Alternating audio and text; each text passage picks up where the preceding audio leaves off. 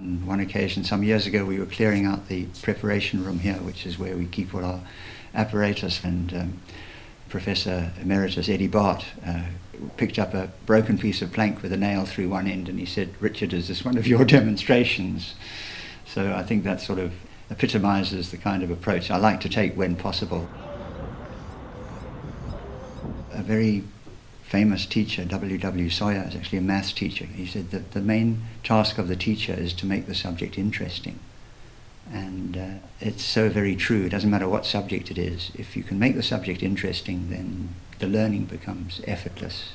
It does seem that schools are under-resourced for various reasons, and it seems to me that it's possible that the teachers are using the lack of funds as an excuse for not doing practical work. So my workshop was to try and indicate that one can do some really interesting, meaningful demonstrations with everyday materials that don't really cost anything at all and are quite easy to come by.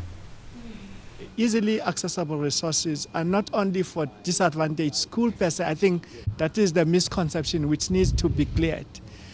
The role for easily accessible resources is to say science is within our environment, we apply it in our everyday lives, and taking that route will then be teaching for sustainability.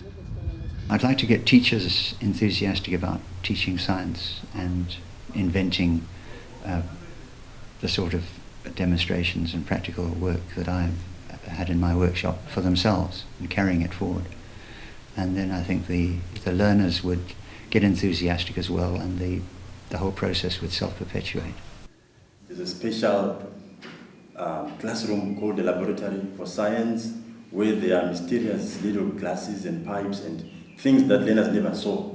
It makes science, something that is not applicable to everyday life. Everything is new, but if we use everyday things, cheap to buy, easily accessible, like what we want to call them, it brings science closer to the learners every day. If we can start from here, even if we go to theory part of it, they will know that there are some things that are practical, that they can do it even at home. But having workshops like the ones which was run by Richard Grant this afternoon, we can see that actually we can use easily accessible resources to teach science. And as the students said, that can be useful to demystify science. Just walking around Scifest, I see so many instances where what is presented as entertainment rather than education. What I was presenting was just a few ideas in order to get teachers motivated to think of their own experiments and invent their own demonstrations.